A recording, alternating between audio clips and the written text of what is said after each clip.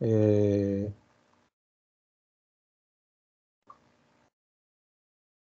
Listo, entonces en este momento iniciamos la grabación sobre la tragedia griega y vamos a empezar a centrarnos en qué es eso del mundo griego, en la tragedia griega. Bueno, mm,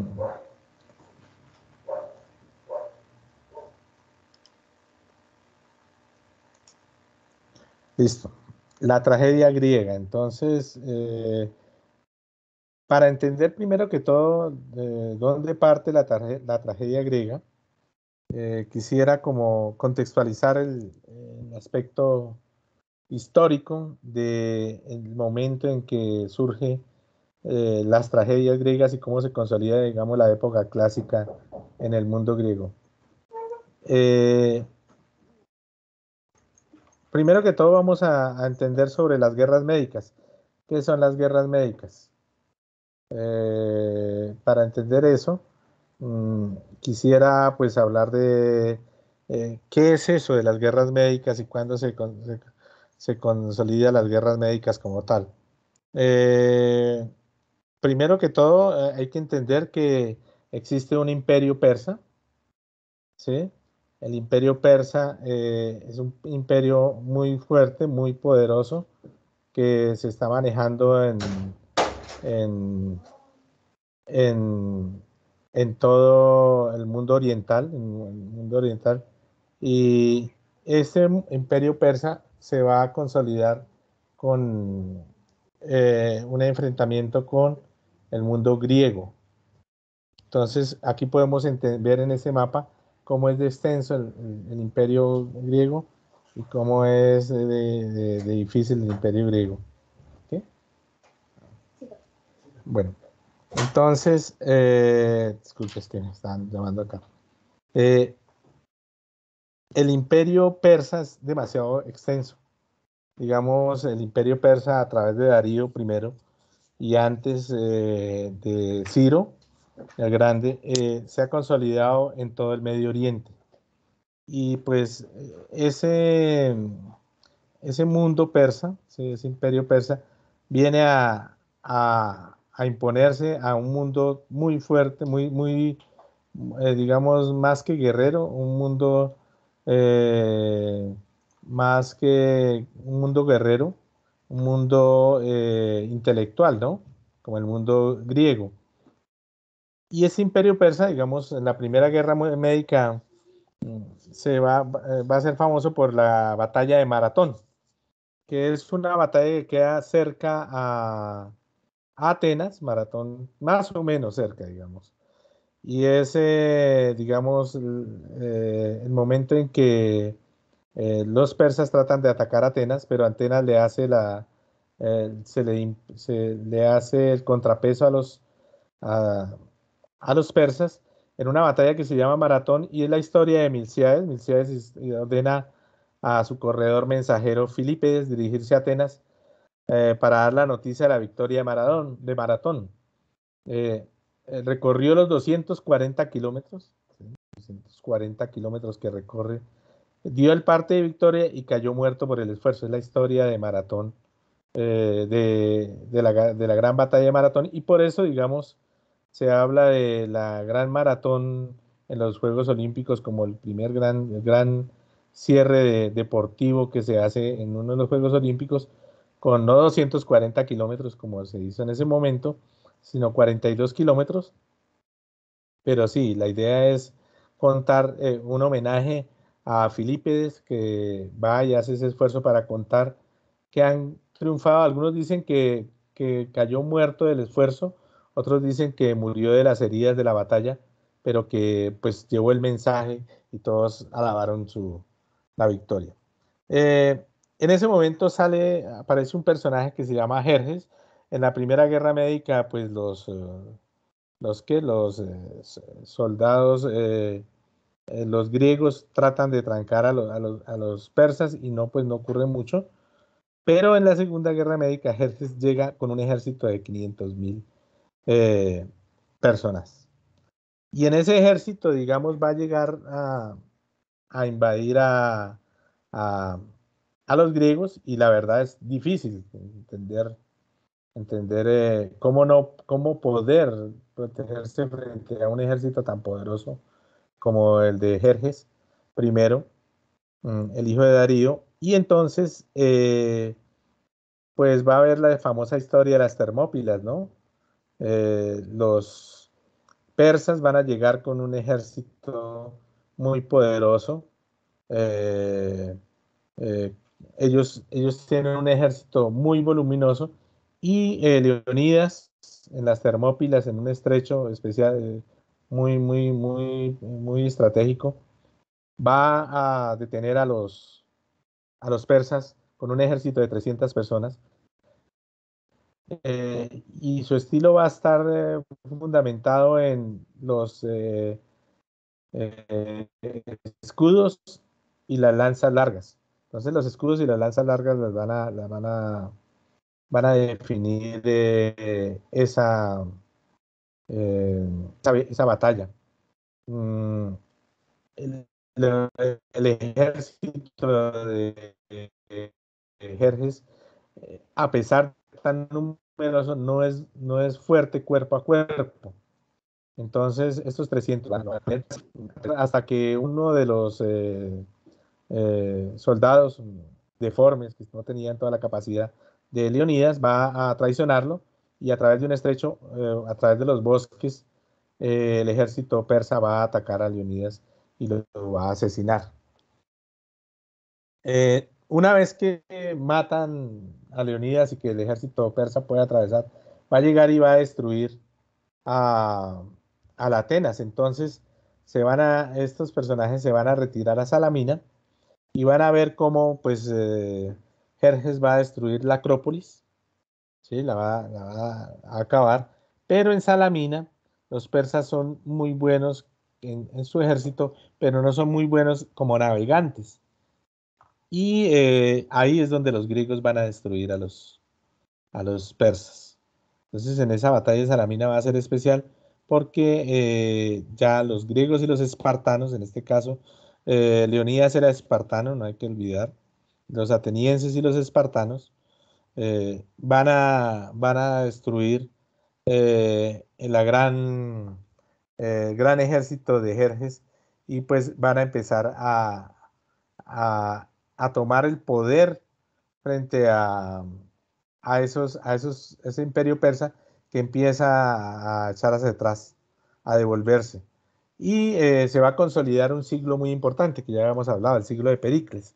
Entonces, Pericles, Atenas va a tener, digamos, el triunfo de la guerra, porque a pesar de que los espartanos eran los guerreros, y hicieron eh, cogieron en el estrecho de las Termópilas, pudieron trancar al ejército de los persas.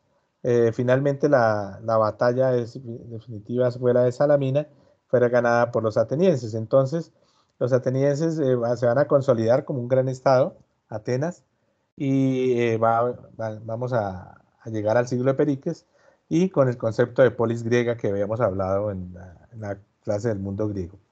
¿Qué pasa? Pues esto va a generar, digamos, un espacio muy amplio culturalmente hablando, y se va a expandir, digamos, el imperio hacia la época helenística que habíamos hablado la clase pasada, del siglo III al primero antes de Cristo, y Alejandro Magno, que va a extender todo su imperio, y se lo va a dejar a un imperio que va a conquistar, y que él va a morir como a los 25 años, y se lo va a dejar a sus tres generales, el más importante, Ptolomeo, ¿sí?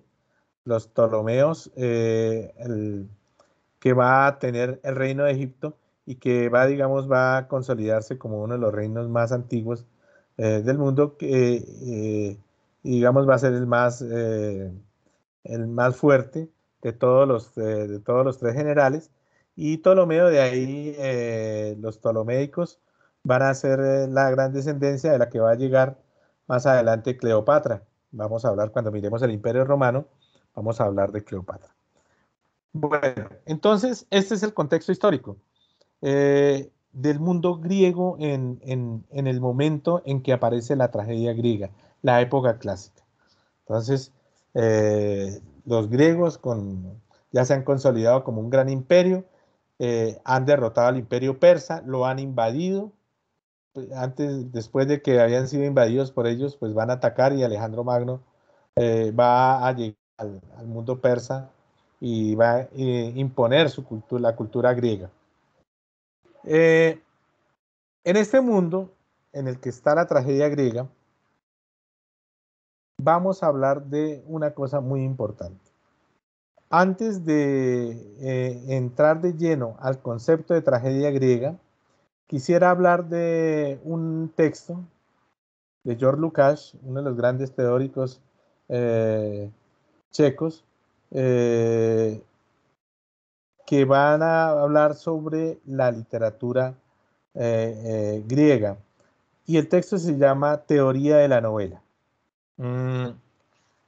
Este es un texto un poco complejo, ¿sí? Un poco complejo cuando uno lo lee, pero es uno de los grandes clásicos sobre la teoría literaria en el siglo XX. ¿Y por qué lo tomo acá? ¿Por qué lo retomo? Porque me permite entender la diferencia entre eh, epopeya, ¿sí? La epopeya que habíamos hablado la clase pasada sobre la Ilíada y la Odisea y la tragedia. Entonces, para Lucas dice lo siguiente, que él entiende y dice que los griegos solo conocían respuestas, no preguntas. Para los griegos todo está claro. Él comienza con la historia de felices los tiempos para los cuales, bueno, se me olvidó el dios, bueno, se me olvidó el texto completo, pero para él los griegos es, digamos, el mundo en el cual todo está dicho, solo hay verdades, solo hay respuestas. Es el mundo de los dioses. Hay soluciones, no misterios. Hay formas, no caos, dice Lukács. Entonces, en el momento en que los griegos hablan sobre esta historia, eh, en la épica, por lo menos en la épica, no hay conflictos más que aventuras, ¿no? Como las que le ocurren a Odiseo Ulises.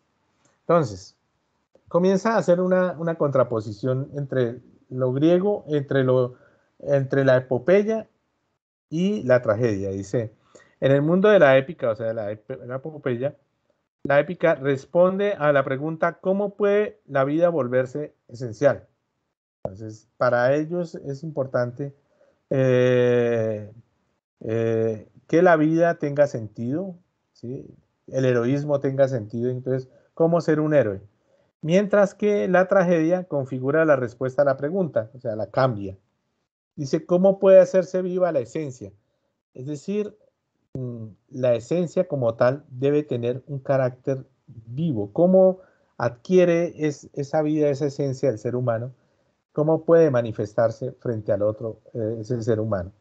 ¿Y cómo lo va a responder? Entonces comienza aquí a responder Lucas. El héroe trágico toma el relevo del hombre vivo de Homero.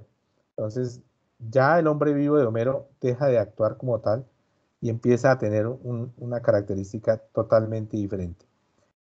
Y muy poéticamente dice Lucas, le ha quitado la antorcha al punto de extinguirse y la ha encendido nuevamente. El héroe de la epopeya está extinguiéndose, se está perdiendo, y entonces llega el héroe griego y coge esa antorcha y le va a dar vida, pero de otra forma. El nuevo hombre de Platón desenmascara al hombre trágico, lo transfigura. Entonces Platón, teniendo el concepto filosófico del hombre, cómo debe ser el hombre, dice, no, ya no es un héroe de los dioses, sino es un héroe trágico, es un héroe que sufre y lo va a transfigurar. Entonces va a empezar Lucas a hablar de la caída del héroe. El héroe ya cae, el héroe ya no es el que triunfa, sino el que es derrotado. El hombre vivo, empírico, es sujeto de la épica. Su arrogancia creadora domina la existencia. El hombre arrogante como Ulises o como Aquiles, digamos, son héroes que nunca se van a ver derrotados, nunca los veremos en su peor forma, en su peor forma como ser humano, en su esencia peor, ¿no? Siempre los veremos como unos hombres astutos, fuertes, valerosos, vigorosos. Entonces, ese es el héroe, el hombre épico. Pero ahora se transforma en humildad. Es humilde, contempla el mundo mudo, contempla el mundo y es mudo asombro ante el sentido luminoso, se ha vuelto común. Eh, Se asombra frente a lo que le sucede, frente a su destino. Y entonces ahora él dice, Lucas dice que la soledad es la verdadera esencia de la tragedia. El hombre griego es solo, es solitario. El personaje creado por la épica es el yo empírico, de experiencia. ¿Sí? Es un hombre de experiencia. Mientras que el personaje creado por el drama es el yo inteligible del hombre, el yo que reflexiona, que interroga.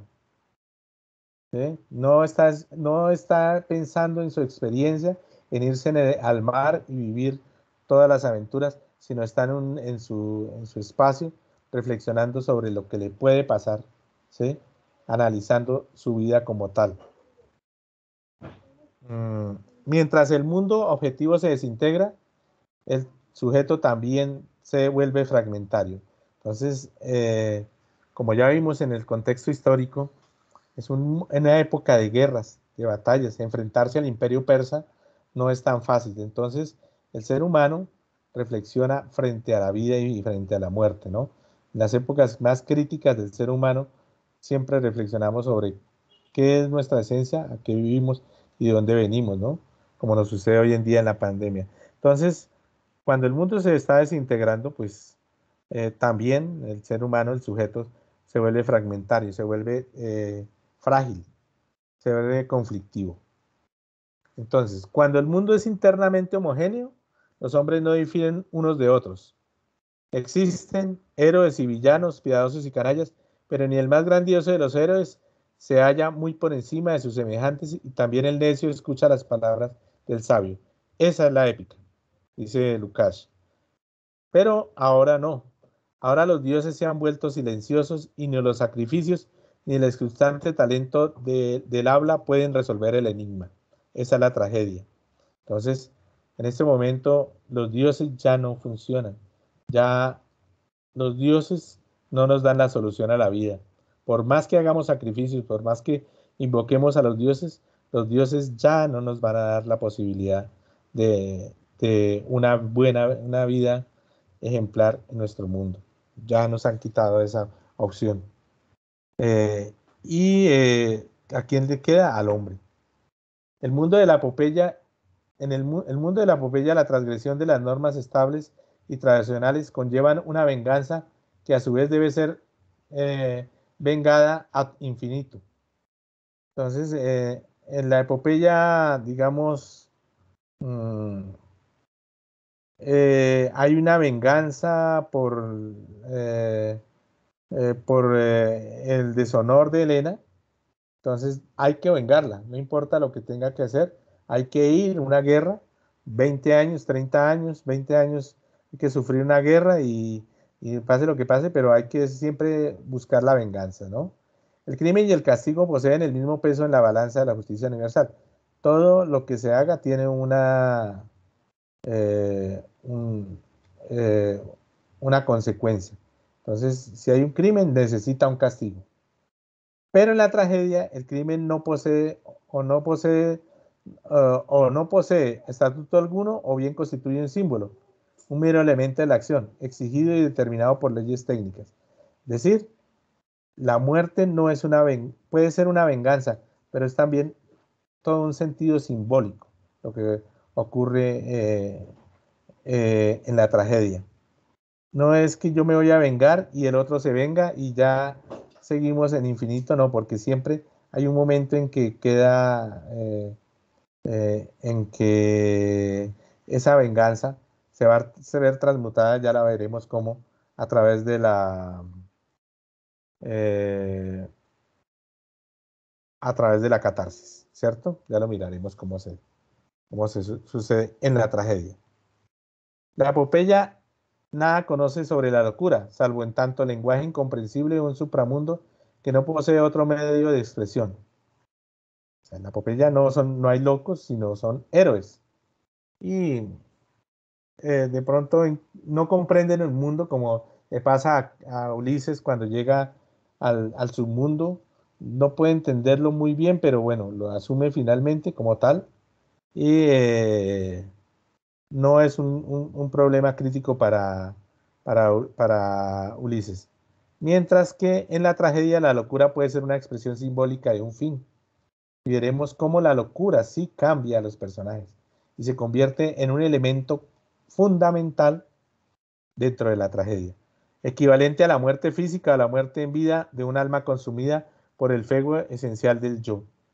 Es tan fuerte el personaje, es tan fuerte el carácter del personaje que puede llegar a la locura porque sí, porque esa es la esencia del personaje y lo puede llevar a la muerte o al destierro o, o a perder el sentido de la vida a pesar de seguir viviendo, ya no tener ningún sentido para vivir. Ya miraremos cómo sería eso. Mm, La tragedia no conoce diferencia real, dice Lukács, entre Dios y demonio.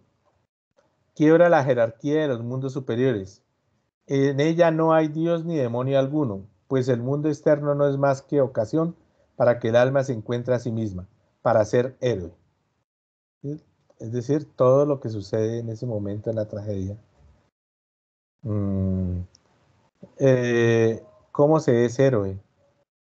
No es con las batallas, no es siendo bueno o malo, siempre siendo un hombre bueno, pulcro, no. El héroe en la tragedia es un héroe que comete errores, es el ser humano como tal. La tragedia se hace visible y se hace problema solo cuando llega a la filosofía. Y entonces esto es algo muy interesante que nos plantea Lukács y que lo veremos más adelante y por eso es que la filosofía griega va a ser tan importante en el mundo clásico para la tragedia y por eso es que se consolida la tragedia porque a partir de esas reflexiones como ser humano es que va a crearse el concepto de tragedia. Entonces, esta, digamos, es la parte que habla de Lukács sobre, en su teoría de la novela, sobre la tragedia y que quería pues comentarles porque es una introducción muy general, pero muy interesante desde uno de los grandes teóricos de la literatura para entender cuál es el concepto de la tragedia griega. Entonces, ahora vamos a pasar a la estructura de la tragedia. ¿Cómo es eso de la tragedia? ¿Qué es eso de la tragedia? Eh, Primero que todo vamos a entender varios elementos de la estructura de la tragedia, cómo se organizaba la tragedia, en, en dónde se organizaba y cuáles eran, digamos, la estructura, sus partes lógicas de la tragedia. La tragedia tiene un prólogo. Ese prólogo puede ser un personaje que no vuelve a aparecer en la obra. Puede ser un monólogo, un diálogo, a veces es un diálogo entre una y otra persona que aparecen y van a presentar los datos básicos para entender la situación en la que se ambienta la acción de la obra. Entonces, digamos, en la Orestiada, vamos a comenzar con ejemplos. En la Orestiada, alguien va a hablar sobre el problema de Agamenón, si ha llegado Agamenón o no, ¿sí? Eh, ¿Qué ha sucedido? La guerra de Troya, ¿sí? ¿Y por qué no han vuelto? O por ejemplo, en Edipo Rey van a hablar sobre la peste, lo que sucede allá en Corinto. ¿Por qué hay la peste? ¿Por qué está la peste? En Tebas, perdón. ¿Por qué va a estar la peste? Y cuál, digamos, qué es lo que está sucediendo en ese momento?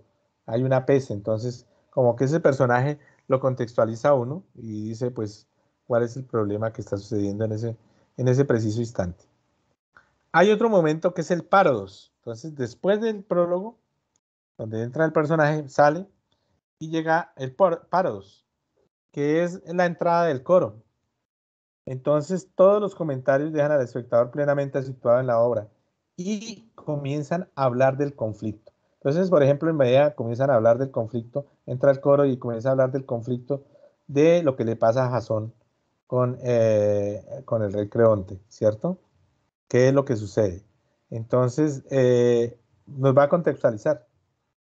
Esa entrada al coro es muy importante y vamos a darnos cuenta que en la tragedia griega todo está tan bien estipulado como una narración que nos permite generar. Recuerde que la tragedia griega está hecha para ser representada en un teatro, ¿cierto? En un teatro griego, muy bien estructurado, entonces tenemos que ver cómo es que lo define en cada uno de los momentos. Y el coro, la entrada del coro es fundamental. Si no hay coro, no hay narrador, digamos. El coro es el narrador de la historia. Eso sucede cuando pasa, cuando, digamos, no hay narración. En la epopeya, pues había el Rapsoda, nos contaba toda la historia y todos estábamos muy contentos en la narración. Aquí, como es acción, entonces el coro es el que nos debe contextualizar. Y la tercera parte, después de que entra el coro y nos organiza la historia, entra el episodio. Entonces, esta tercera parte es fundamental, ¿sí? Porque está a cargo de los actores, son los que desarrollan la acción dramática. Máximo de 5 actores en una tragedia, eso era, digamos, lo fundamental que se hacía en la tragedia griega, y aquí va y avanza la acción trágica. Entonces, aquí comenzamos a ver qué es lo que sucede. Entonces, en los episodios se dan varias partes, varios aspectos. En los episodios el héroe pasa por diferentes etapas de un orden inalterable. Para los griegos esto era fundamental y lo vamos a ver ahorita en la sección de Agamenón, cómo, digamos, pasa esto y sucede en el mundo de la tragedia. Entonces primero hay ibris, la ibris, que es el pecado, la armatia, que es el error, ya miraremos, la metabolé, que es el cambio, la agnición, que es el conocimiento, el fármacon, que es el sacrificio, y la catarsis, que es la purificación. Este es el orden de los episodios en la tragedia. Y si ustedes leyeron a Edipo Rey, o leyeron a Medea, o leyeron La Oresteia, se van a dar cuenta que estas tres obras tienen este orden muy, muy claro.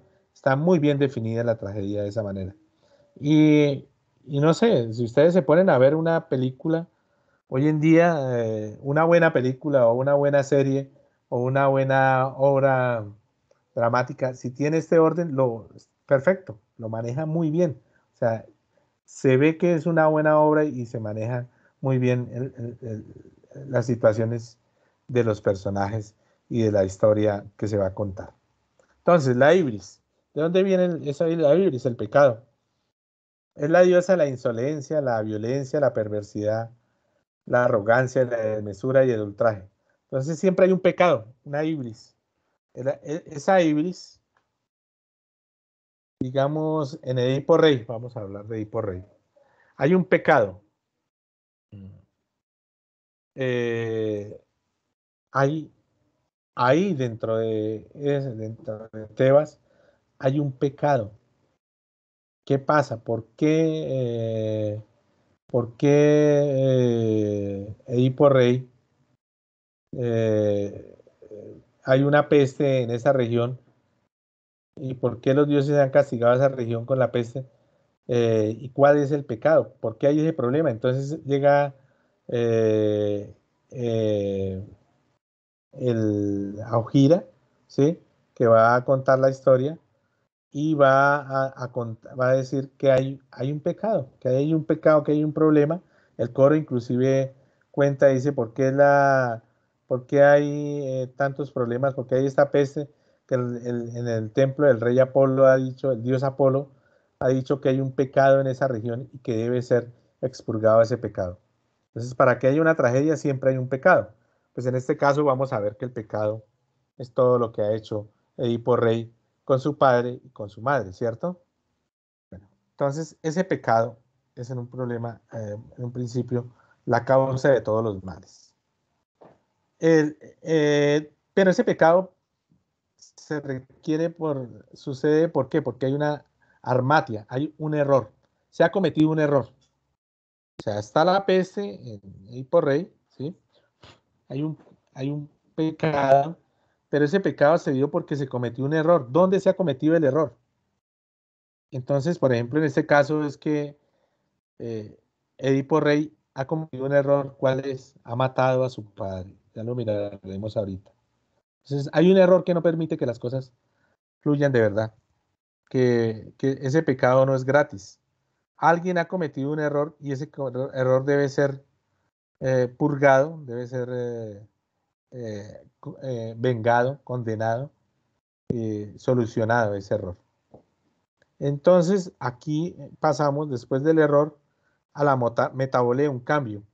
Entonces, ese cambio se tiene que dar porque el personaje en un principio pues eh, tiene como una idea de felicidad, de tranquilidad, pero para que ocurra la tragedia es que este personaje cambia su temperamento. Hay un cambio en todo lo que le ha sucedido. ¿Por qué? Porque o bien ha descubierto una situación, ¿sí?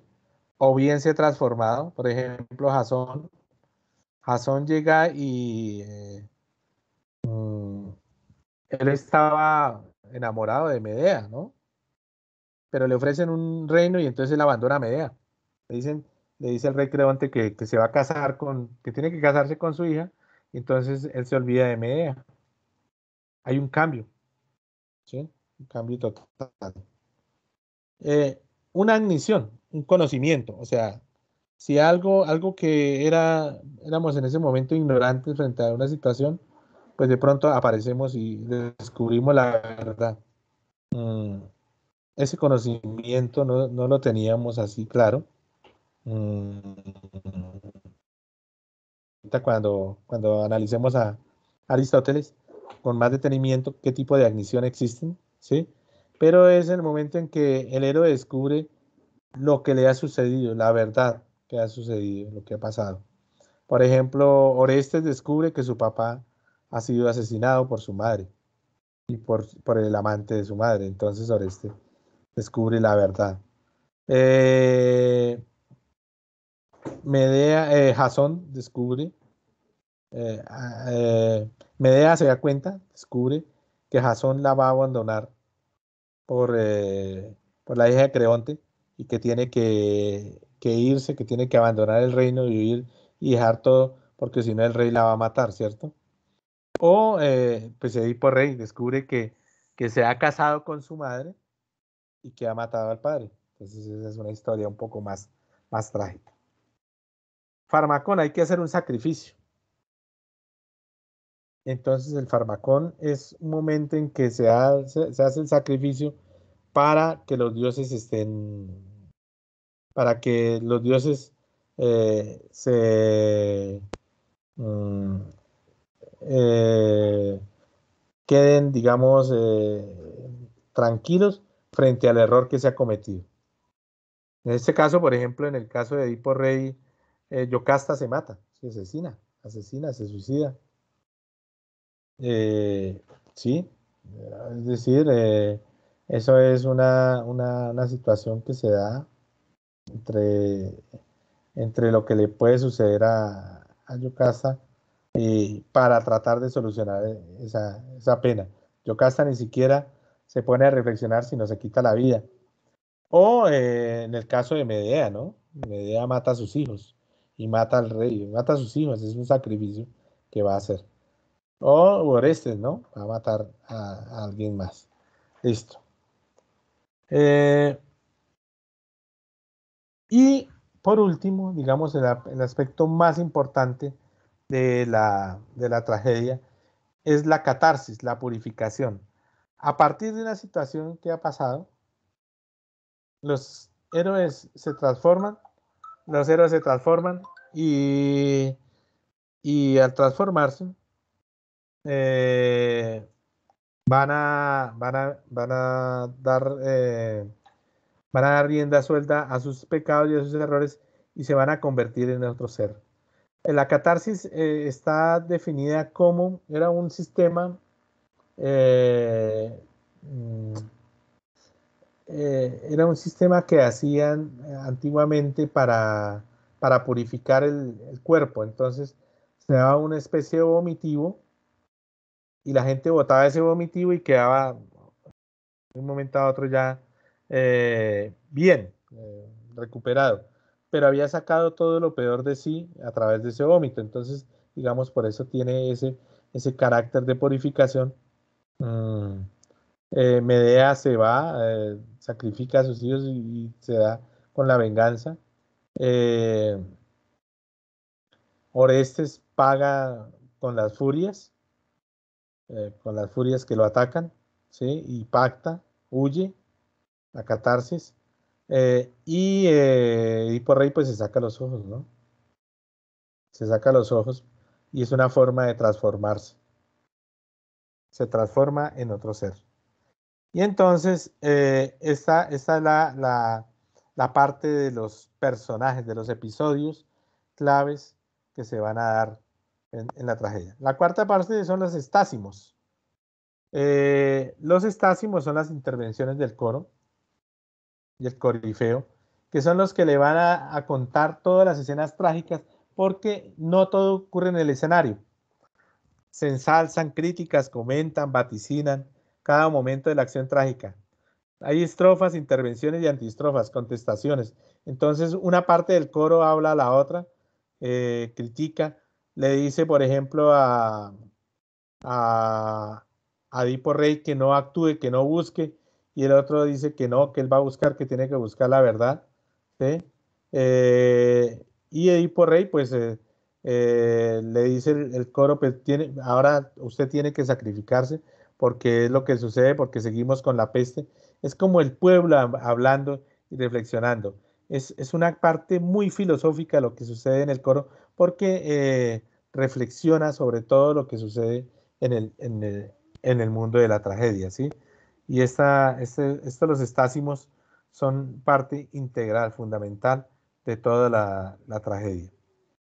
Y el éxodo, que es el momento final de la tragedia, después de que ha sucedido lo que sucede, sale alguien y hace una reflexión sobre lo que ha pasado. Los dioses, por lo general, es un personaje que sale y reflexiona sobre lo que ha pasado y cómo los dioses han triunfado, o cómo hay que respetar a los dioses, o cómo hay que respetar el destino, porque el destino, a pesar de que se quiera transformar, siempre será eh, infalible, como en el caso de Edipo Rey. Edipo Rey se va, lo mandan matar para que no mate a su padre y lo sacan de esa región lejos, y él cuando llega allá descubre que él va a matar al padre y entonces se va de la región donde está para no matar al rey ni a la reina, y pues no, al contrario, es el destino el que lo lleva. Bueno,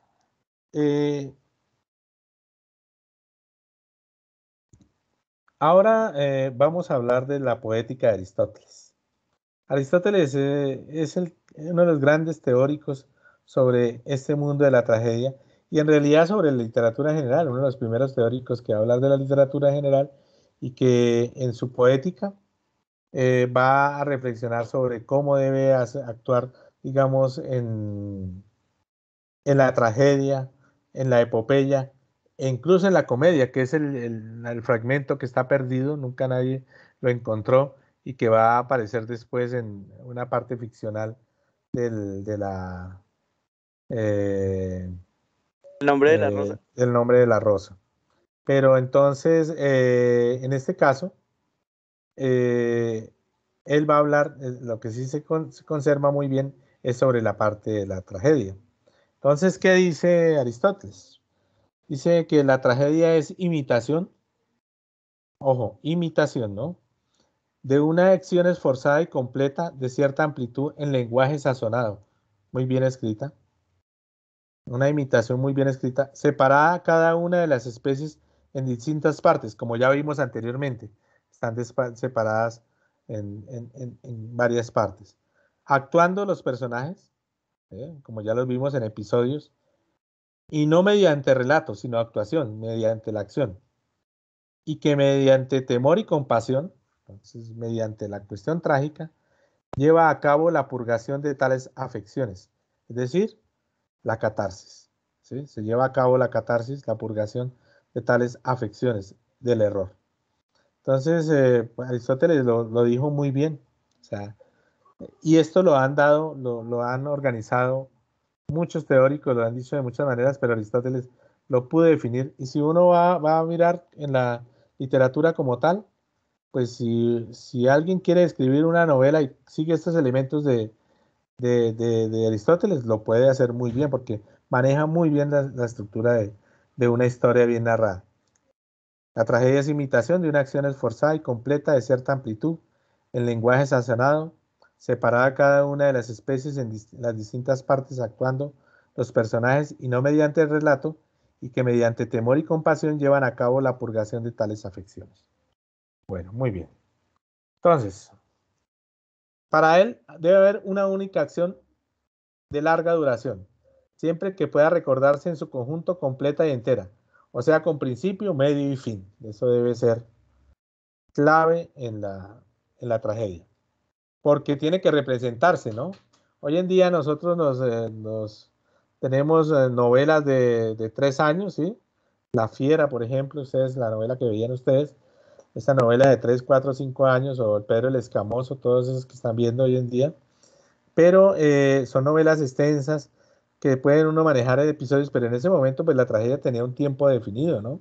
En teatro y pues debía estar bien estructurada con un principio, un medio y un fin que diera el tiempo para contarse la historia y que se pudiera recordar por siempre.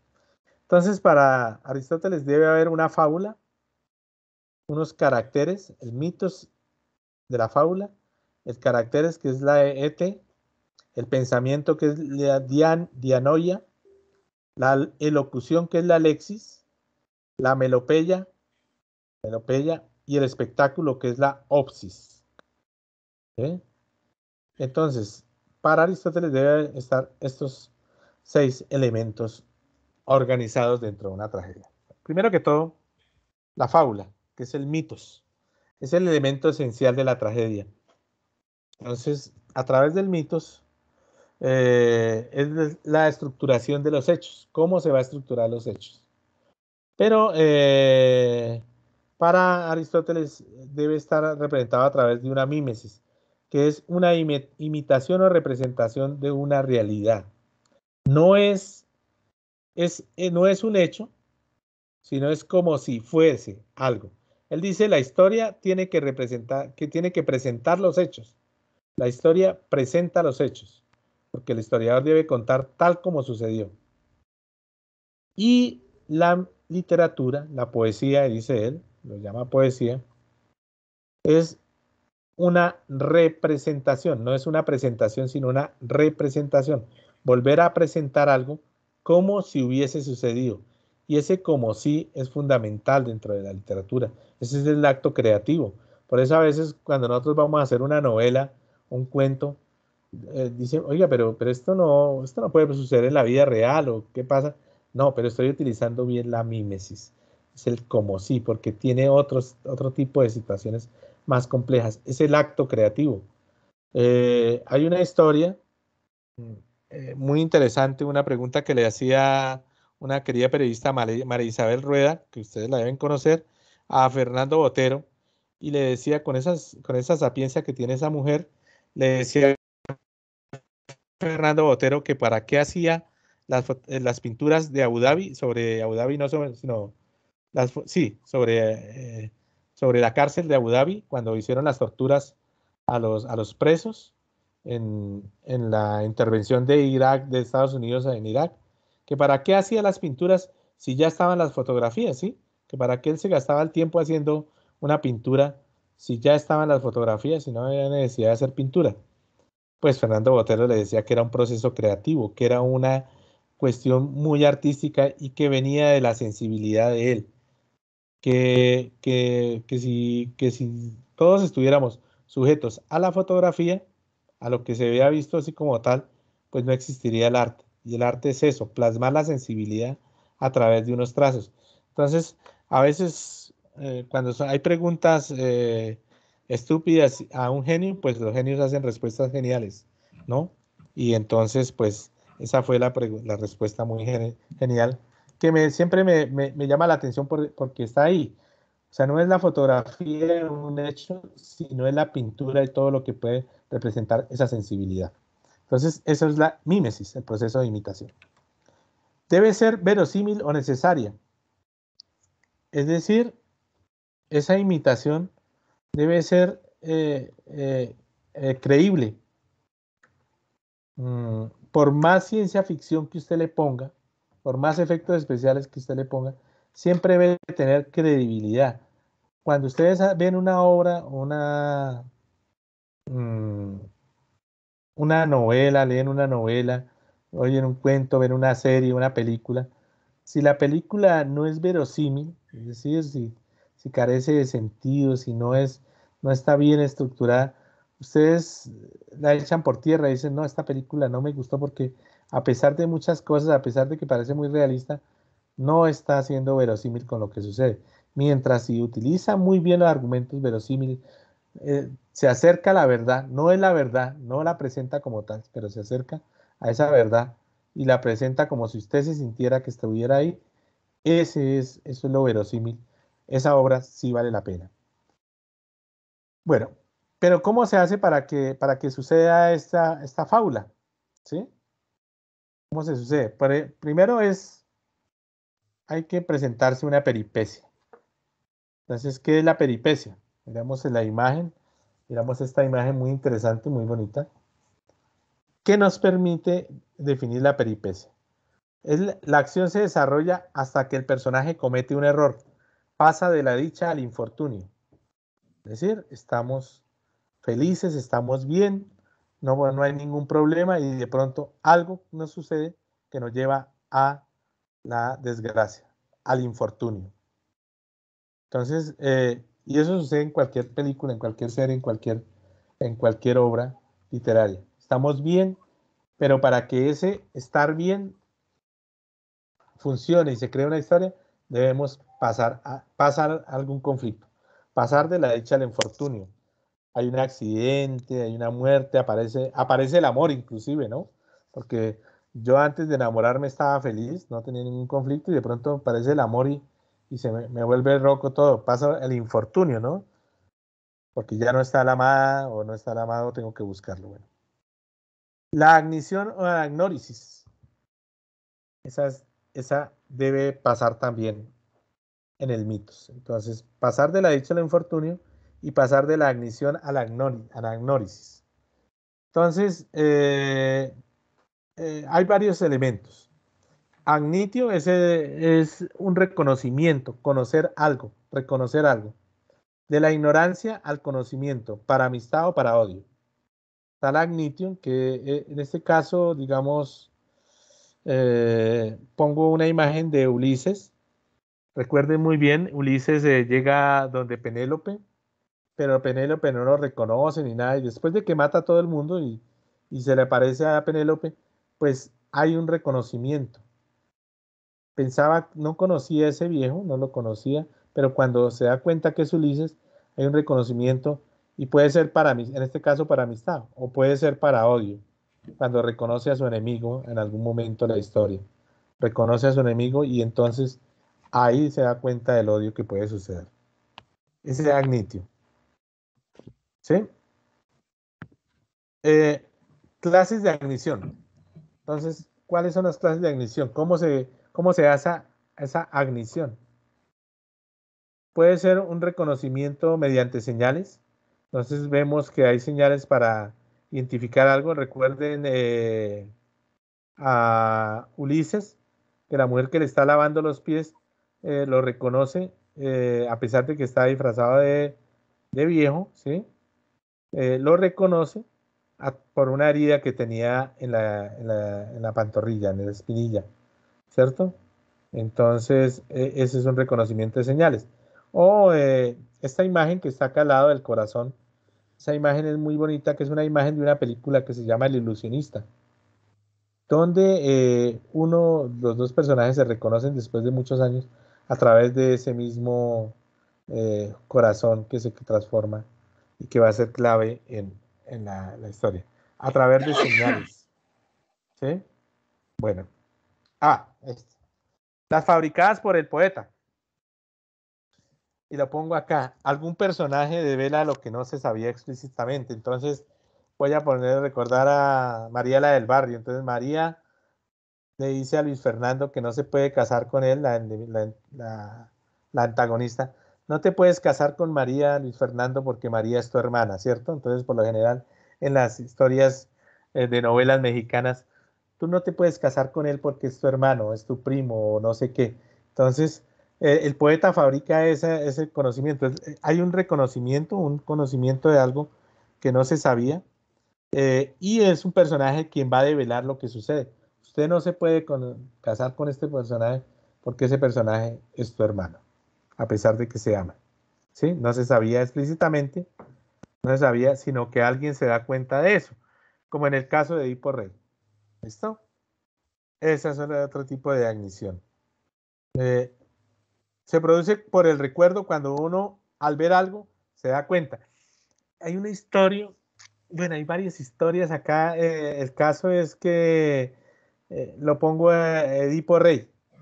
Edipo Rey se da cuenta que el mensajero mmm, que lo regaló a él eh, era el mismo que había dado. No, Yocasta se da cuenta que el mensajero que que lo ha llevado a él, que a quien le ha regalado el hijo, es el mismo mensajero que le ha regalado el hijo a- al padre adoptivo de Edipo. Entonces Yocasta se da cuenta de que ese hijo que ella tuvo es el mismo marido que tiene ahora, que es Edipo Rey, ¿cierto?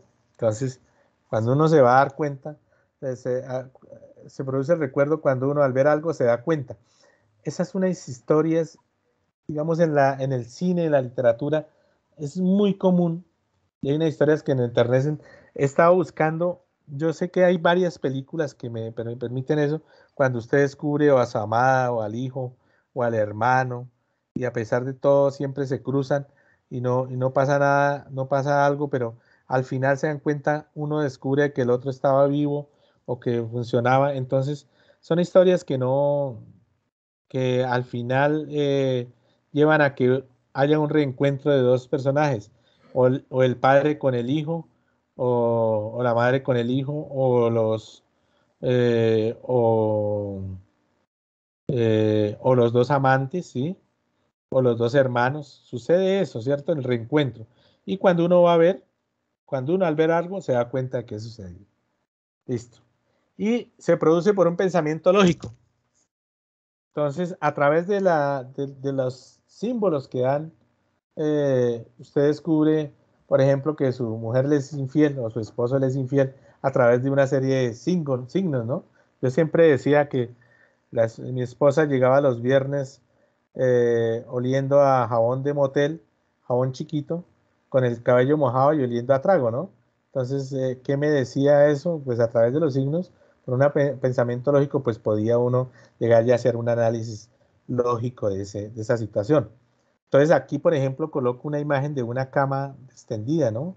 Que acaban quién sabe qué hacer. Entonces, a través de esa logicidad puedo yo llegar unos indicios, puedo llegar a un reconocimiento de algo, ¿sí? Entonces descubro que mi mujer me fue infiel en esta casa, en esta cama. Entonces lo que hago es quemar la cama, ¿no? Por lo general lo que uno hace. Listo. Eh, y el otro, el último más famoso, la que resulta de los hechos mismos, produciéndose la sorpresa por circunstancias verosímiles. Entonces, este es el momento en que Luke Skywalker eh, descubre que su padre eh, es, ¿qué? ¿Cómo es que se llama? Se me olvidó. Eh, Darth Vader, ¿cierto? Darth Vader es el padre de Luke Skywalker. Y Sí, correcto. él dice, no, no lo puedo creer. Es el momento, digamos, de la anagnórisis más famosa que puede puede conocerse, que es el momento de, este, de esta historia, que todos, digamos, han cambiado la historia de la saga de la Guerra de las Galaxias. ¿Sí? Entonces, digamos, esas son las situaciones de ignición. Bueno, esos cambios, Aristóteles decía que ese cambio pues podía ser subsustancial. mm, Hay una metabolía, un cambio de generación, mm, o corrupción, es decir, substancial porque algo está bien y se vuelve mal, se daña, digamos, de corrupción. O accidental, cuantitativo porque se volvió millonario, tiene dinero o no tiene dinero, quedó en la pobreza. Cualitativo porque se volvió buena gente o mala gente, algo lo hizo cambiar a usted. O de lugar porque se tuvo que trasladar de un espacio a otro por varias circunstancias. Esos cambios son claves, dice Aristóteles, dentro de la historia. Entonces, si ustedes van generando este elemento de Aristóteles, se dan cuenta que le ayuda mucho a definir las historias que uno va escribiendo. Bueno, ¿qué otro elemento? Entonces, recuerde, vamos como vamos aquí así. Vamos en la peripecia, volvemos a atrás. Entonces, la fábula tiene tres elementos. La peripecia, o sea, pasar de la dicha al infortunio. La agnición, que es de la ignorancia al conocimiento, ¿sí? Y lance patético, o sea, el patos, la muerte.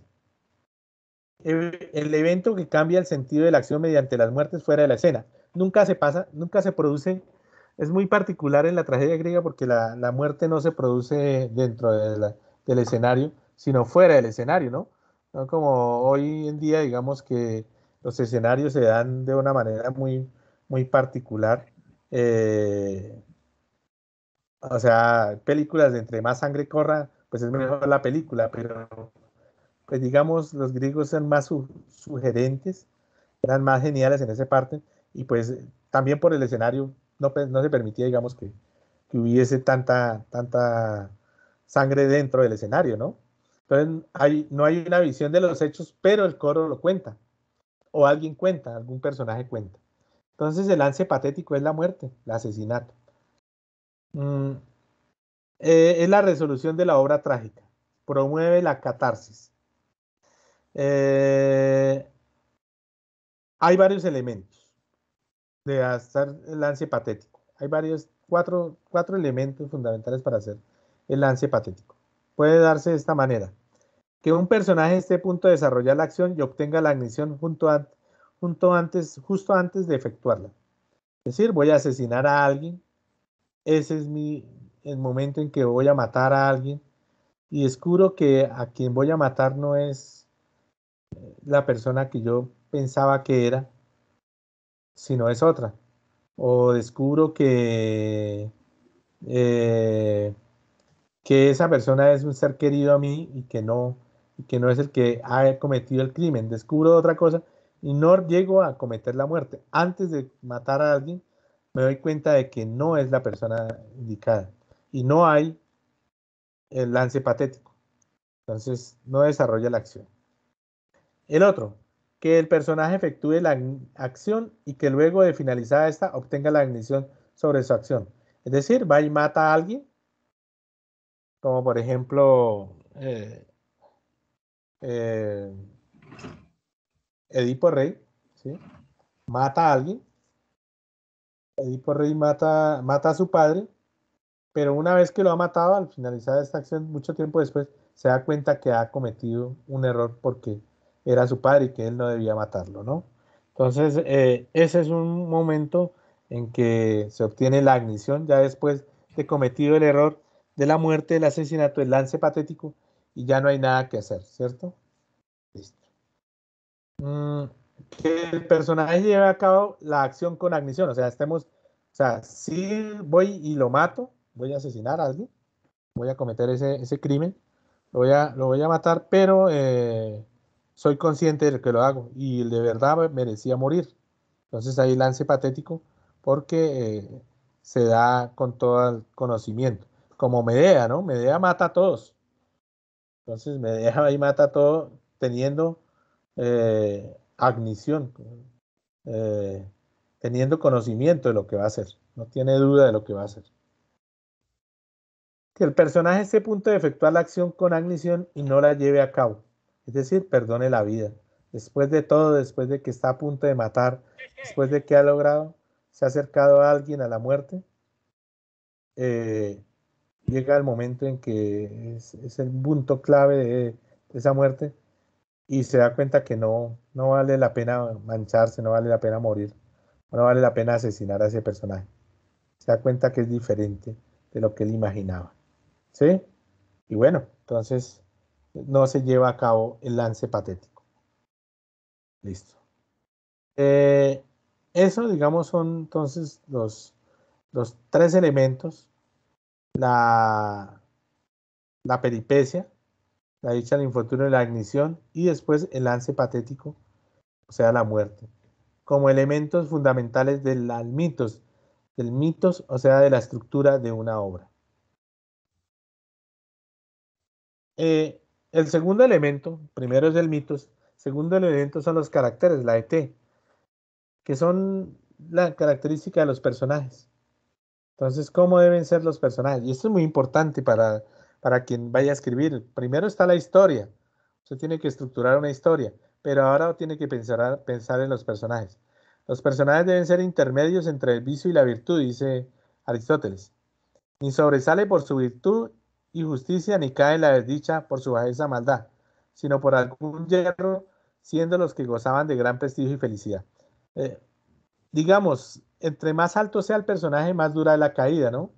Pero este personaje no debe ser, digamos, el perfecto hombre ideal, pero tampoco puede ser el hombre imperfecto, ¿no? Jasón no es un personaje perfecto.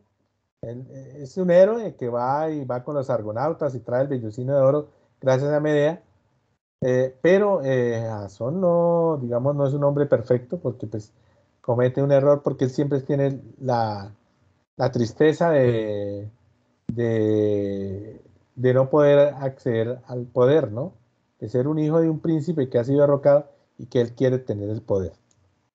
Bueno, entonces, ¿cuáles son las cualidades indispensables, dice Aristóteles, para, para los personajes en la tragedia? La bondad. Entonces, un personaje debe ser bondadoso, ¿sí? Debe tener, eh, debe ser un personaje correcto. ¿Qué significa eso de bondad? La bondad debe ser equilibrado, ¿sí? No debe ser ni bueno ni malo, pero tampoco debe ser un personaje siniestro, sino debe tener una cualidad funcional para ser un héroe como tal. Entonces, Edipo Rey era un gran personaje, una gran persona, un gran rey y un gran padre, ¿cierto? Llevaba una vida feliz, es bondadoso en ese caso. Propiedad. ¿Qué significa eso, propiedad? Es decir, que si usted es malo, debe ser malo. O sea, como tal, Medea si es mala y es mala. Ya no le importan sus actuaciones con los hijos. Deben actuarse tal a sus hechos. ¿Eso qué quiere decir? Que los personajes deben actuar tal como está configurado su estructura de personaje. Deben tener, digamos, si es un personaje bailarín, alegre, todo, pues sus actuaciones deben ser así, ¿no? Y su espíritu, sus errores también deben ser así. Debe cometer los errores, pero desde ese espíritu bacanal, bonachón, ¿cierto?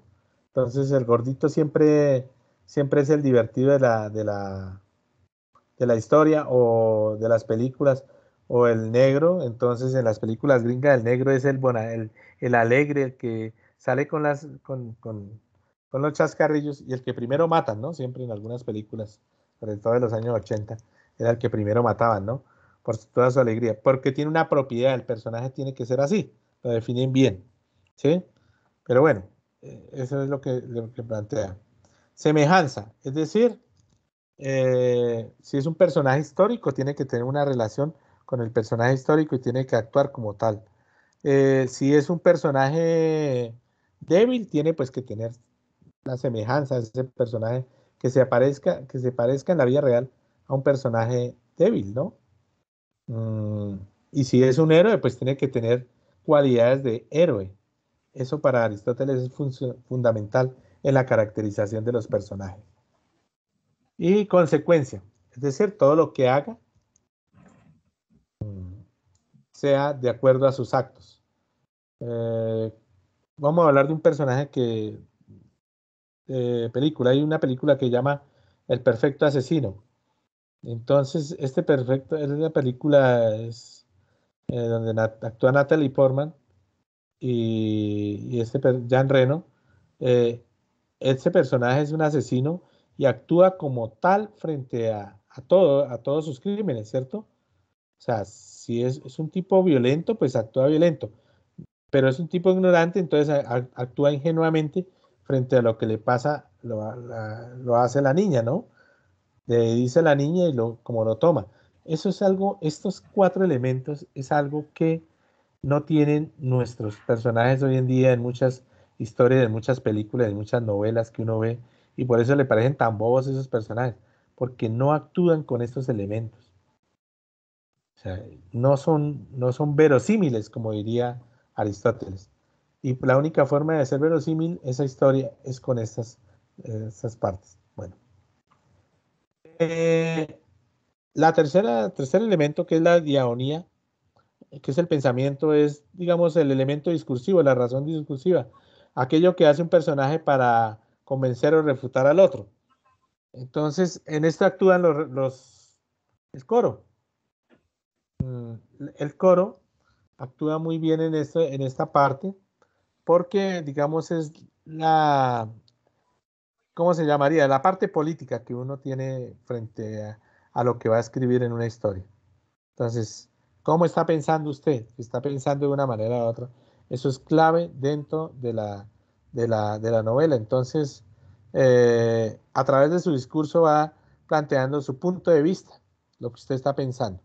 Para Aristóteles, pues no le hace tanto énfasis en esta parte. Digamos, más adelante en las novelas del siglo XIX sí va a ser importante. O en el Quijote uno va a darse cuenta que sí es importante. Eso. La elocución, la lexis, es expresión mediante palabras, entonces el lenguaje. Entonces hay un mandato, hay una súplica, una narración, una amenaza, preguntas, respuestas. Todo esto hace parte de la locución. Hoy en día, digamos, la literatura está fundamentada en eso, ¿no? En el lenguaje. ¿Qué tanto dominio y manejo tiene usted de las palabras? Si las maneja bien o las maneja mal. Entonces, eso es un elemento clave frente la escritura. Entonces, es el del manejo del lenguaje. Lo que pasa es que, digamos, Aristóteles no hace énfasis en eso porque pues la palabra escrita no era tan funcional en ese momento, y aquí es clave, digamos, la representación. La melopeya, que son las intervenciones del coro. Eso es un elemento fundamental dentro de la tragedia, ya lo habíamos visto, que son los estásimos, el momento en que el coro actúa, porque, como ya lo dijimos, si no hay narración y si no hay un narrador que aparece ahí, y si hay un narrador aburre también todo. En cambio, el coro pues le da vida a toda la historia. Digamos, la zarzuela, un elemento clave, la ópera, digamos, ellos van a utilizar eso con el coro para darle vida a todos los personajes que actúan, ¿sí? Y finalmente el espectáculo, la ópsis, que hoy en ese momento no era tan fuerte por la situación de los escenarios. Es cosa seductora y para nada indispensable, dice Aristóteles. Cosa seductora, cómo seducir a algo, y no es indispensable, pues en el teatro griego no era indispensable, lo más importante era la actuación y la historia, pero hoy sabemos que sí es importante, la escenografía y los efectos especiales. Entre más una película sin efectos especiales, pues no sé ustedes cómo verían Infinity War, ¿sí? Eh, o, bueno, esas películas que fueron muy famosas últimamente por los efectos especiales. Si le quitáramos los efectos especiales y solo dejáramos la historia como tal, ¿no? Pues hay historias donde los efectos especiales sobresalen más. Blade Runner, por ejemplo, la historia pues es interesante, pero los efectos especiales fundamentan, cambian toda la historia. Entonces, el espectáculo en ese momento no era tan importante. Hoy en día sí es un caso importante. Escenografías, el manejo de los espacios, de los lugares, eso, la fotografía, entonces ya hace parte del espectáculo. Bueno, y con esto, digamos, finalizamos la estructura de la tragedia desde el punto de vista de Aristóteles. Ahora vamos a pasar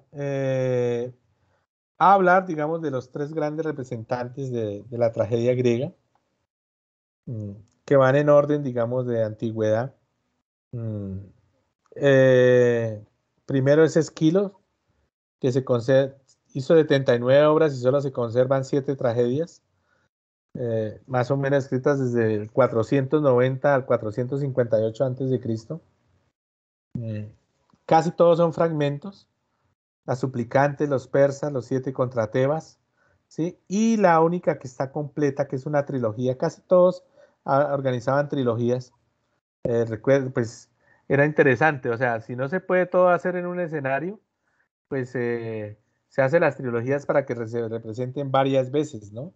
Entonces, el espectáculo está garantizado porque no viene hoy, digamos, no sabemos qué va a pasar en la siguiente parte de la Oresteada, entonces volvemos la siguiente semana con las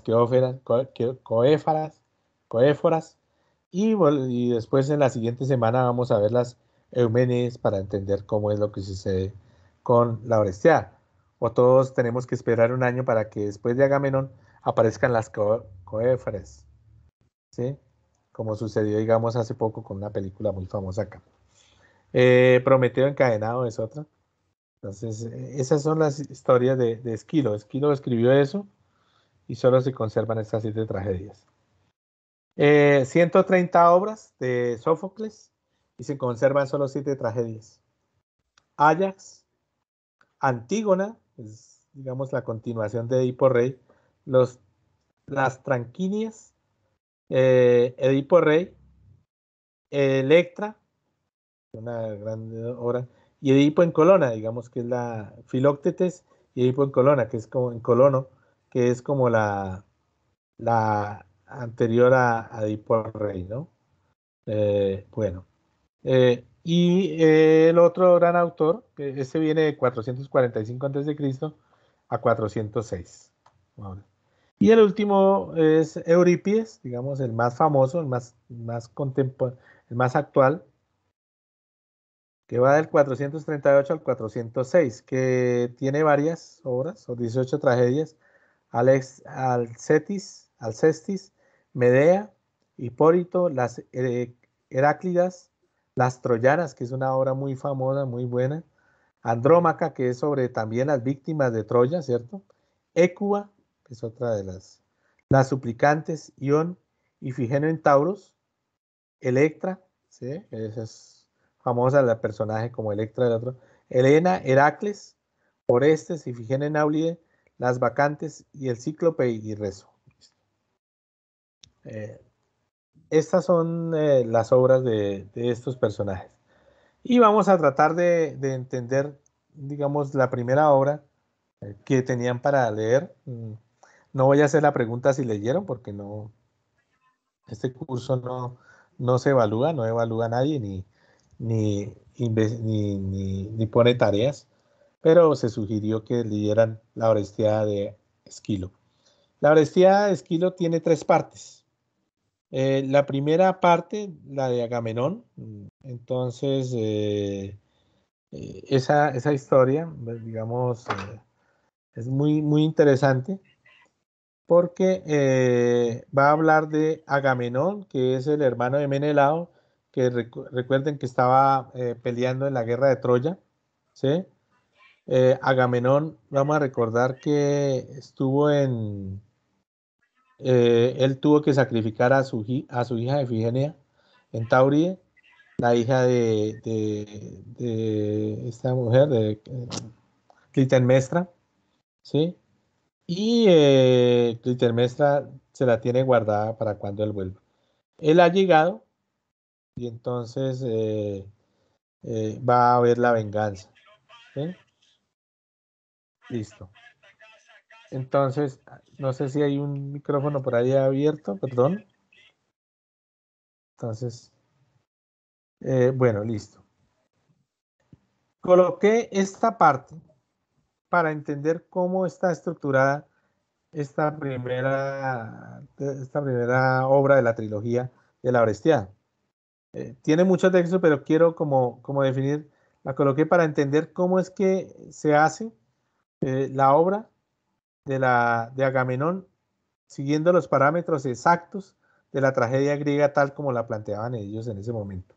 Entonces, primero hay un prólogo del versículo 1 al 39 que habla del retorno de Agamenón. Listo, recuerde que el prólogo va por un personaje.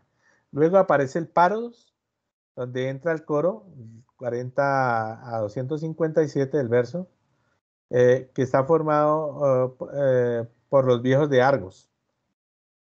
Y se encuentra el prodigio nefasto de las dos águilas, los Atridas, Menelao y Agamenón, que matan una liebre preñada, que es Troya.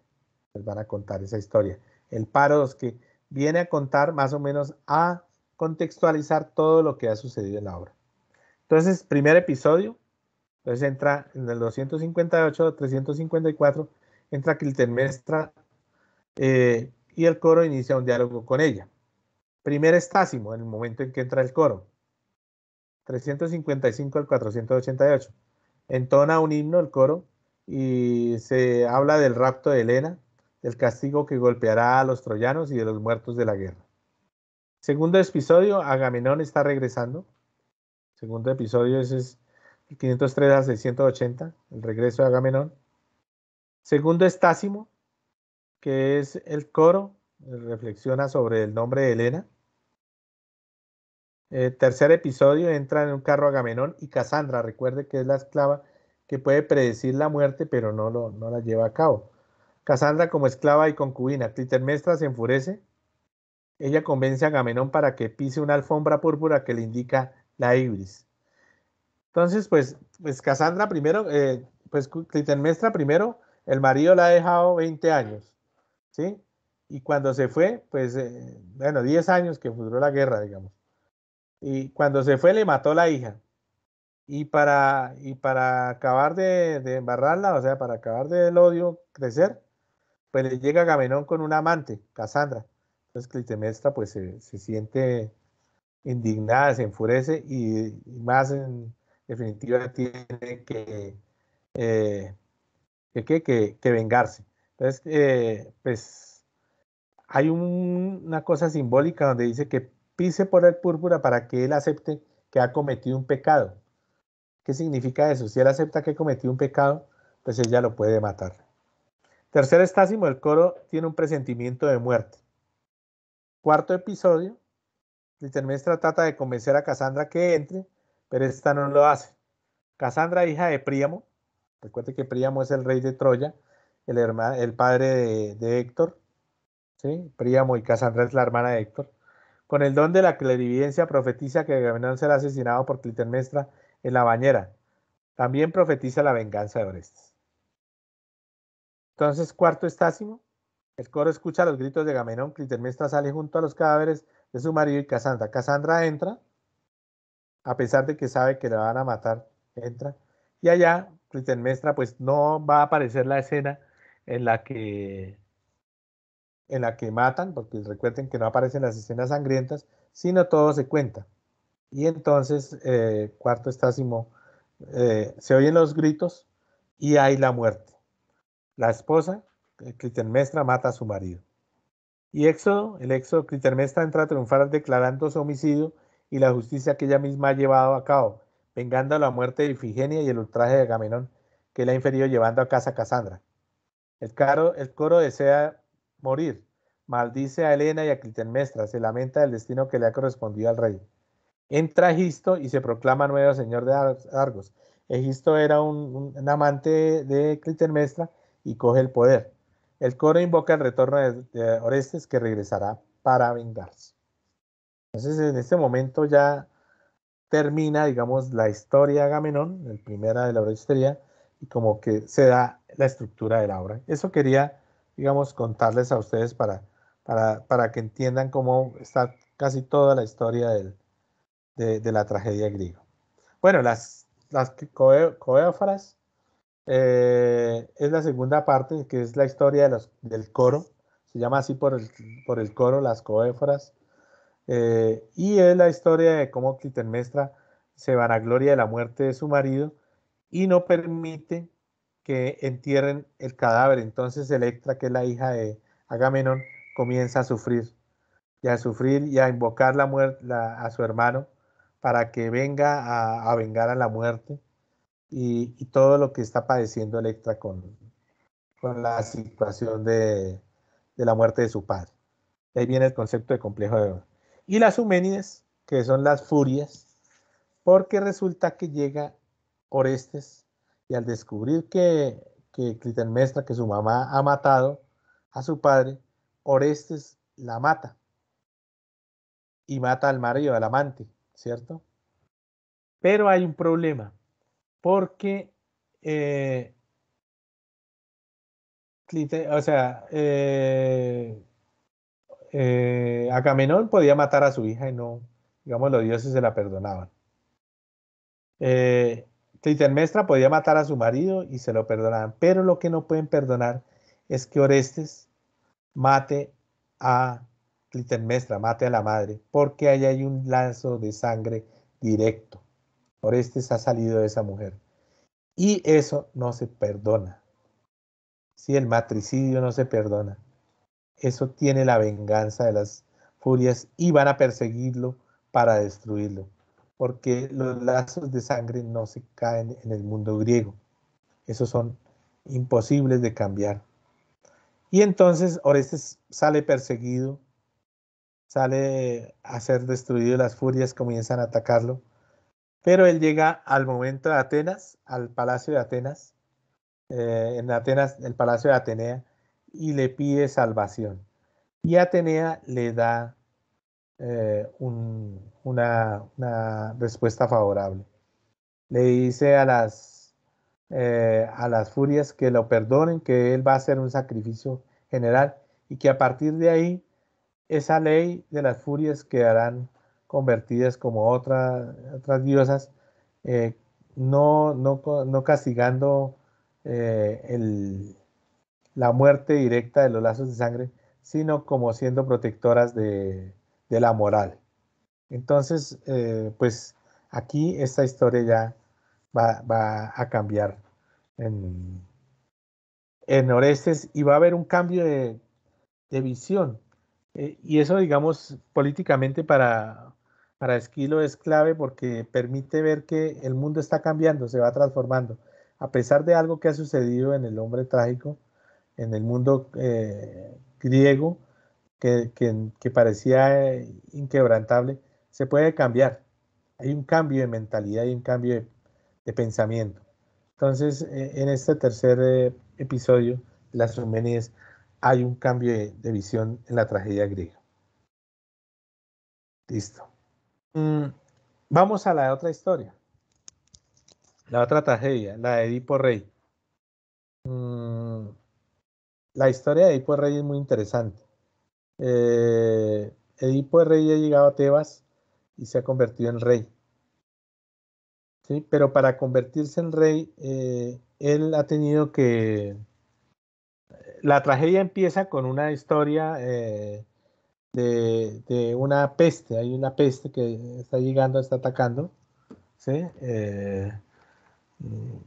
Venga, a ver, permítame acá, miro bien. Miro bien aquí. Uh-huh.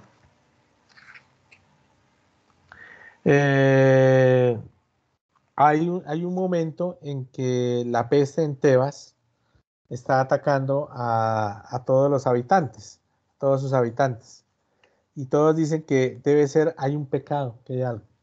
Y entonces sale el rey Edipo, que es el más astuto, y que ha llegado a rey gracias a que ha destruido a una esfinge maléfica que estaba a la entrada de Tebas y que mataba a todo el viajero que llegaba si no le adivinaba cuál era, si no le adivinaba un enigma que ella estaba planteando. El enigma es el siguiente, permítame acá, yo lo miro.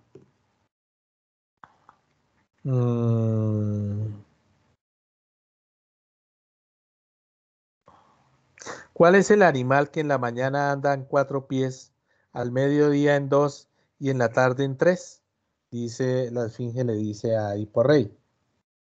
Y Edipo Rey le responde que es el hombre, porque en infante anda gateando en 4 patas, ¿sí? Joven anda con sus 2 pies y de viejo se ayuda de un bastón. Entonces la esfinge es derrotada y eso le vale el llegar Edipo a entrar a Tebas y ser el rey y casarse con la reina viuda que está ahí, que es Yocasta, ¿sí? Entonces llega ahí, él llega y entra a ser el rey en Tebas y pues ahí va a tener varios hijos, va a tener 3 hijos con Yocasta, pero hay una peste y hay una situación ahí muy particular porque todos dicen que ha pasado porque hay esa peste y entonces el, mandan llamar a un personaje que es Tiresias, ¿sí? Tiresias dice que la peste es a causa del mismo Edipo Rey. Entonces Edipo Rey, porque Edipo Rey manda llamar a este adivino para que les responda que por qué está esa peste, cuál es el mal que le ataca allá, y que él como rey va a hacer todo lo posible para condenar, para limpiar esa ofrenda y para condenar el pecado. Entonces Tiresia le dice que es el mismo porque hay una maldición en la cual se dice que él va a matar a su padre y se va a casar con su madre. Entonces, pues Edipo Rey se pone ofendido, dice que es un complot que tienen contra ellos, pero la historia cambia porque resulta que eh, pues Edipo Rey, pues, él se supone que es hijo de, venga, ya les cuento, les digo que él es hijo de, ya les cuento porque se me perdió acá. Eh, ya les digo cómo era eh, mm, sí, ya les digo cómo es. Edipo Rey es hijo de Pólibo, ¿sí? De Corintio, y Doria Mérope, la Doria Mérope. Entonces, Edipo dice, no, pues yo no he matado a mi padre, estaba en Corintio y de hecho me vine de allá porque no quería, porque me han dicho que yo iba a matar a mi padre e iba a desposar a mi madre. Y lo mismo Layo ha entregado, Layo, eh, cuando nació su hijo, le dijo, el oráculo le vaticinó que ese hijo lo iba a matar a él, ¿sí? Y se iba a casar con la esposa. Entonces lo que hace Layo, la esposa de Yocasta, lo que hace Layo es regalar a Edipo, dárselo a, a, a un pastor para que lo lleve a una montaña y lo amarre allá, ¿no? Y lo amarre de los pies y lo deje botado para que se lo coman las bestias. Pues Edipo lo llevan allá y lo bota, pero hay un hombre que lo encuentra y lo lleva después mm, a este otro lugar, a Corintia, y allá se lo regala al rey de Corintio para que lo cuide, ¿cierto? Y ellos lo criaron Pero pues claro, Edipo al tratar de huir de esa maldición, va llegando al lugar donde antes de la finja, llegando ahí, y se encuentra con un grupo de personas que van cruzando un puente, que lo empujan en el puente, tratan de atacarlo y él se defiende y termina matando a uno de los personajes que van en la carreta. Y resulta que ese es Layo. Y solo hay un personaje que huye, un soldado que huye y no quiere saber nada más de ellos. Después, pues, cuando llega Edipo, después de que pasa con la Esfinge, llega a Tebas, pues ese soldado se va al campo y no quiere saber nada de eso, porque digamos él tiene como que ese personaje que ha llegado allá ha matado a Layo. Y después se descubre toda la verdad, que Edipo mató a su padre, ¿sí? Y que se desposó con Yocasta. Yocasta al ver que el hombre que le entregó para que matara a su hijo, él ha dicho que lo ha dejado en tal lugar y que ha habido otro que lo ha llevado. Al descubrir la verdad, Yocasta se mata, ¿sí? Y entonces Creonte, que es el hermano de Yocasta, le dice a Edipo que tiene que cumplir su promesa y que tiene que expurgar porque Edipo dice que el causante de la tragedia, el causante de la peste, no era a nadie más, nadie lo podrá ver, él no podrá ver a nadie, ni podrá estar en ningún lugar con alguien. Y entonces lo que va a hacer va a ser expulsado Edipo de la, va a ser expulsado Edipo de Tebas, su hija Antígona lo va a llevar, lo va a sacar, y él va a seguir errante sin los ojos, se va a sacar los ojos para no ver el pecado, para no ver a nadie, que nadie le dé eh, posada a él. Entonces va a seguir perdido después. Digamos, esta es la historia de Edipo Rey, la tragedia de Edipo Rey, que fue la segunda historia que yo les conté. Y la tercera historia de Medea, está el personaje Creonte, que es el rey de Corinto, Jasón, Glauce, que es la hija del rey de Corinto, y Medea, que es la esposa de Jasón. Voy a leerles, digamos, como el resumen de la historia para ya terminar acá. Llegados a Cólquide, los argonautas en busca del vellocino de oro, Medea, nieta de Helios, con sus filtros y encantamientos hizo que venciesen al dragón y además demás monstruos que guardaban el tesoro. Recuerden que Jasón va en busca del vellocino de oro, ¿sí? Medea les ayuda.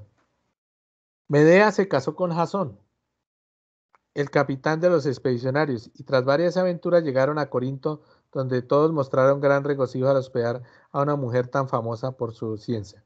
Pero Creonte, rey del país, persuadió a Jasón que se casase con su hija. Esto engendró un rencor inmenso en el espíritu de Medea. Creonte, ¿sí?, ordenó su expulsión del país. Ella pidió y obtuvo una tregua de varias horas, dentro de las cuales llevó a cabo la venganza que había meditado. Dando muerte al rey, le da una corona, no, una corona no, una, un, un traje, una capa al rey envenenada, ¿sí? Y a su hija, entonces a Glauce le da una corona, ella se va a colocar la corona y de pronto se envenena, ¿sí? Y dando muerte al rey y a su hija y a los dos tiernos hijos de ella misma y de Jasón. Entonces la venganza de Medea contra Jasón es matar a sus hijos, asesinar a sus hijos. Esa es una historia, digamos, muy, muy, esa es una historia muy trágica, muy, digamos, oscura, donde el personaje mata a sus hijos y pues con una función de venganza, ¿sí? De vengarse frente a todo el mundo, y causar el máximo dolor al otro personaje. Entonces, digamos, esas son las tres historias trágicas que están bien estructuradas, donde el personaje, digamos, cumple con todas las funciones de la tragedia. Y esta sería la finalización de la clase de tragedia griega de hoy. Pues espero que les haya dado una luz sobre qué es la tragedia y pues si tienen preguntas, ahora estoy a su disposición. Entonces, permítame. Eh, eh,